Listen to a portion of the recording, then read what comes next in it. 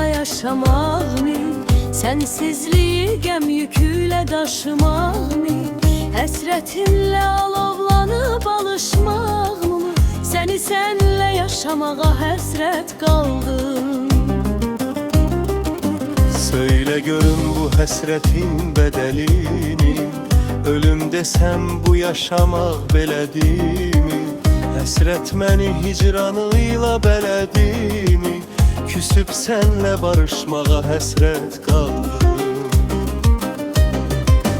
Kar eləməz səni səndən soruşmağa, üşüyürəm həsrət qaldım sığınmağa. Yay günəşi yer axtardım qızınmağa, o dalovla alışmağa həsrət qaldım. Geceleri gəm dolanır pəncərəmə, ay ışığı nurun çilə bu qəlbimə.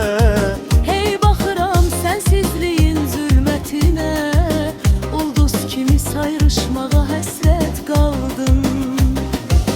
Mən qorxuram bu ayrılıq həsrətimi, daşımaq zor, dözülməz qorxu saldım. Sənlə boğdum sənsiz keçən bu səslimi, sənli günə qarışmağa həsrət qaldım. Bir dalaşıp bir barışıp danışardık, kim çok sevir diyerekten darılardık. Sevgilerle geçen güne sarılardık, canım deyip sarılmağa həsrət qaldım. Rufam sıraçlı qələmindən Var olasız şair, sevgi səninlə acılarla yaşamaqmı? Sənsizliyi gəm yüküyle daşımaqmı?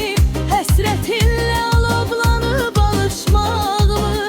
Səni sənlə yaşamağa həsrət qaldım.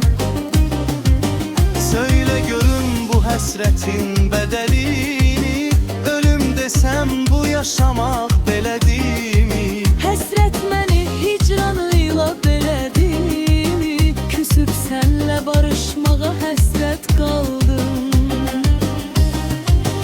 Kar eləməz səni səndən soruşmağa, üşüyürəm həsrət qaldım sığınmağa. Yay günəşi yer axtardım qızınmağa, o dalovla alışmağa həsrət qaldım.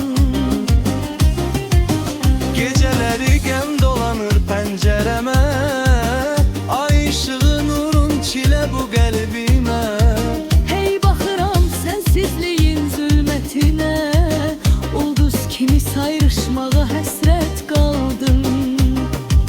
Bir dalaşıb bir barışıb danışardıq, kim çox sevib deyərekdən darılardıq. Sevgilerle keçən günə sarılardık, canım deyip sarılmağa həsrət qaldım. Rufan